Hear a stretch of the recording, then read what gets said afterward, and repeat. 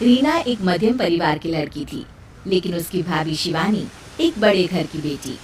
शिवानी की शादी अभिषेक से लव मैरिज थी।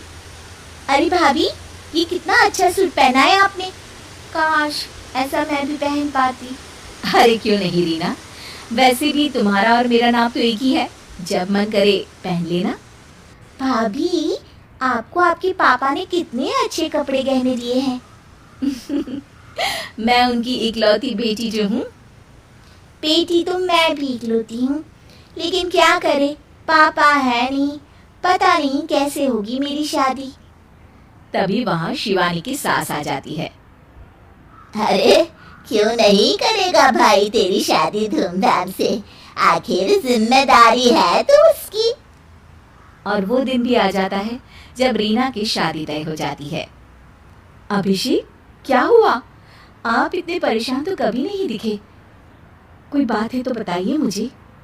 अरे शिवानी, वैसे तो शादी का सारा इंतजाम हो गया है, लेकिन गहनों का रेट तो आसमान छू रहा है। कैसे क्या करूं, कुछ समझ में ही नहीं आ रहा। थोड़ी देर में शिवानी अपने पूरे गहने अभिषेक के सामने रख देती है। ये लीजिए, गहनों का इंतजाम भी हो गया। अरे नहीं नहीं शिवानी, मैं ये गहने किसी हालत में भी नहीं ले सकता। ये तुम्हारे पिता ने तुम्हें दिया था, और तुम हो कि। तभी वहाँ सास आ जाती है। अरे तो क्या हुआ, इसकी तो हो गई ना शादी, अब किसे दिखाने हैं इसने गहने। सास गहनों का डिब्बा शिवानी के हाथ से लेकर वहां से चली जाती है। रीना की शादी धूमधाम से होती है और अब वो बड़े घर की बहू बन जाती है। वहीं रीना की शादी के बाद शिवानी और अभिषेक उसकी शादी के कर्जों से डूब जाते हैं। मैं सोच रही हूँ नौकरी करनी शुरू कर दूँ, वैसे भी पढ़ी लिखी हूँ, आपकी थोड़ी मदद भी हो जाएगी। वैसे शिवानी, कुछ दिन कर लो तो अच्छा ही होगा, क्योंकि ज़रूरत भी है।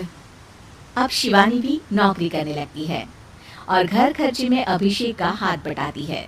एक दिन शिवानी, रीना का फोन आया था, कह रही थी कि आने वाले त्योहार में उसके ससुराल जाना है। ठीक है माँ। अरे ठीक तो है, लेकिन एक काम कर लेना, उसके सास ससुर से लेकर पूरे खानदान के कपड़े मिठाइयाँ सब ले आना, और हो सके तो रीना के लिए छोटे से कान में पहनने के बूंदे भी। और क्या है ना, शादी में उसे सारी बड़ी बड़ी कान की ज्वेलरी दी थी, घर में पहनने के लिए तो उसके पास कुछ भी नहीं है।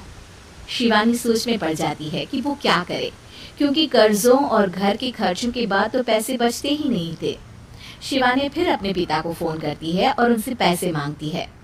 देखो शिवानी, मैंने तुम्हें शादी के वक्त ही मना किया था कि ऐसे घर में शादी करनी ही नहीं चाहिए।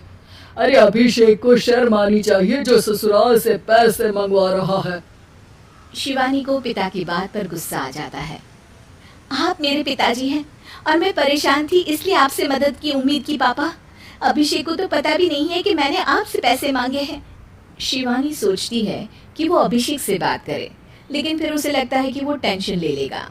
तभी शिवानी की नज़र हाथ के कंगन पर पड़ती है, सीधे बाजार जाती है और उसे बेचकर ननद के घर ले जाने का सारा सामान लेकर आती है और सास के सामने रख देती है।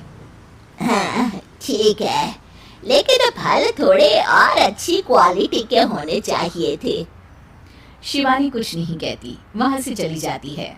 एक दिन शिवानी, रीना का फोन आया था, बहुत रो रही थी। क्यों माँ, क्या हुआ? सब ठीक तो है ना उसके ससुराल में? अरे तूने तो उसकी नाक ही कटवा दी। अब मैंने क्या कर दिया माँ? कह रही थी कि बड़े घर की बहू है भाभी, जो कपड़े दिए वो ब्रांडेड भी नहीं थे। तू तो जानती है ना उन लोगों का पहनावा कितना अच्छा है। तू तो मेरी बेटी का भला कभी सोचती नहीं। आए भगवान, अरे बड़े घर की बहू है, इसी बात की जलन है ना तुझे, लेकिन याद रख मेरी बेटी का सोचने के लिए भगवान है, तुम लोग कभी उसका बुरा नहीं कर पाओगे।